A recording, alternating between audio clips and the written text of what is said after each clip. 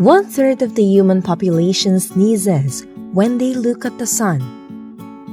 If you watch the sunset and sunrise at least 2 to 3 times a week, you can battle the depression and can live longer.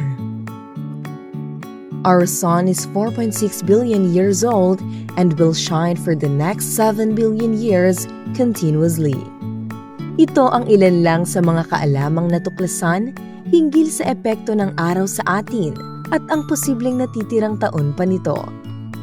Napakarami ng mga bagay ang napag-aralan tungkol sa araw.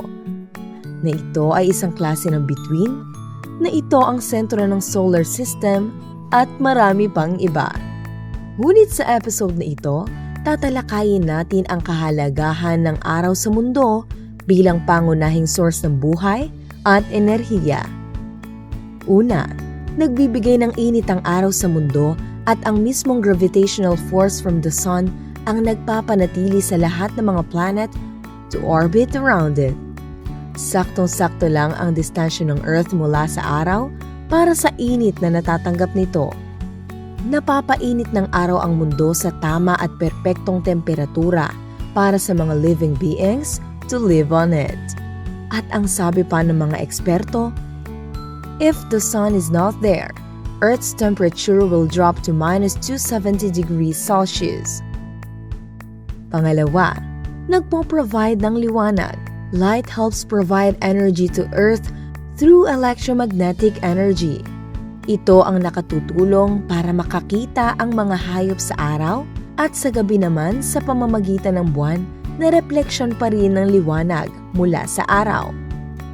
Pangunahing sangkap din ang liwanag mula sa araw para mabuhay at tumubo ang mga halaman.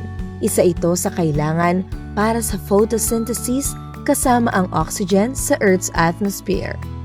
Ayon pa sa mga scientists, every day, plants convert sunlight into energy equivalent to 6 times the entire power consumption of human civilization. Sinabi rin ni Ray Kurzweil, isang inventor, all of the world's energy needs can be met with 1/10,000 of the light from the sun that falls on Earth each day. Essential ang sunlight para sa produksyon ng pagkain. Without the sun, there would be no plants and animals. Nangangahulugang wala din tayong pagkain. We wouldn't exist. Pangatlo, nagbibigay ng enerhiya ang araw. It is the most important source of energy on the planet and the humanity has ever received. Nakakapag-generate ito ng electricity directly or indirectly. Directly, sa pamamagitan ng init at liwanag nito.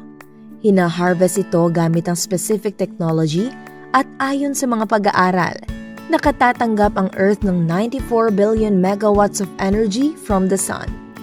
Ito ay katumbas ng 40,000 times na power requirement ng United States. Indirectly naman dahil naiimpluwensyahan din ng araw ang water cycle at ang klima.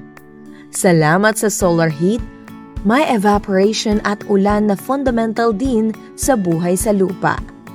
The accounts for 44% of the Earth's tidal energy, while the moon accounts for the remainder na galing pa din sa araw. Araw na araw-araw nating nakikita. Napapansin lang kung tumutulo na ang mga pawis natin at napapansing wala siya kung labis na ang pag-uulan. Isang instrumento ng pagkalinga ng maylalang na hindi na natin naihihingi sa panalangin, ngunit walang paliyang pinasisikat tuwing umaga. At marahil, hindi na rin natin na ipagpapasalamat. Naway ang bawat episode natin ay nakakapagpa-realize sa atin ng mga bagay na kusang ginagawa ng Diyos na kadalas ay lingid na sa ating kaalaman. Maraming salamat sa dakilang may likha dahil sa araw at sa lahat ng kanyang wonders of creation.